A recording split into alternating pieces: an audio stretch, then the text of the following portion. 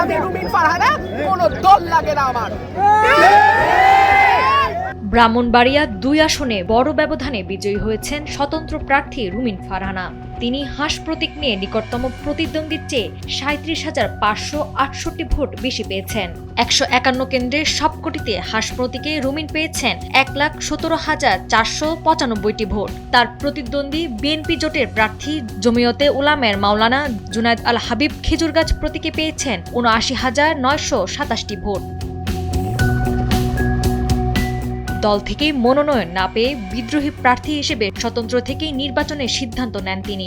বিএনপির জোয়ারের দিনে স্বতন্ত্র প্রার্থী হিসেবে নির্বাচনের প্রতিদ্বন্দ্বিতা করার আক্ষেপ প্রকাশ করেন রুমিন ফারহানা। পরবর্তীতে বিদ্রোহী প্রার্থী হওয়ায় তাকে দল থেকে বহিষ্কার করা হয়। এই বিষয়ে তিনি বলেন, বহিষ্কারের ঘটনা স্বাভাবিক হলেও বিএনপি চেয়ারপারসন খালেদা জিয়ার মৃত্যুর দিনই দল থেকে বহিষ্কারের আদেশ মানতে পারছেন না তিনি, এবং এ নিয়েও আক্ষেপ প্রকাশ করেন। তবে নির্বাচন ঘিরে তিনি বারবার বিভিন্ন জায়গায় বিজয়ের প্রত্যাশা ব্যক্ত করে বলেন, আমার ভাগ্যে ঠিক ওটাই ঘটেছে যেটি আমার বাবার সাথে ১৯৭৩ সালে ঘটেছিল। তখন নৌকার জোয়ার ছিল, আর অন্য কোনো দলের জোয়ার ছিল না। বাবা তখন স্বতন্ত্র প্রার্থী হিসেবে নির্বাচনে জিতেছিলেন।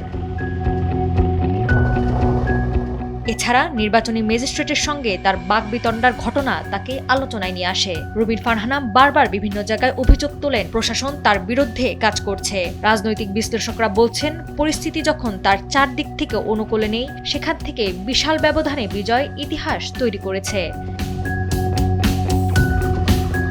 নাওয়ার সালসাবিল দুরদানা, সময়ের আলো।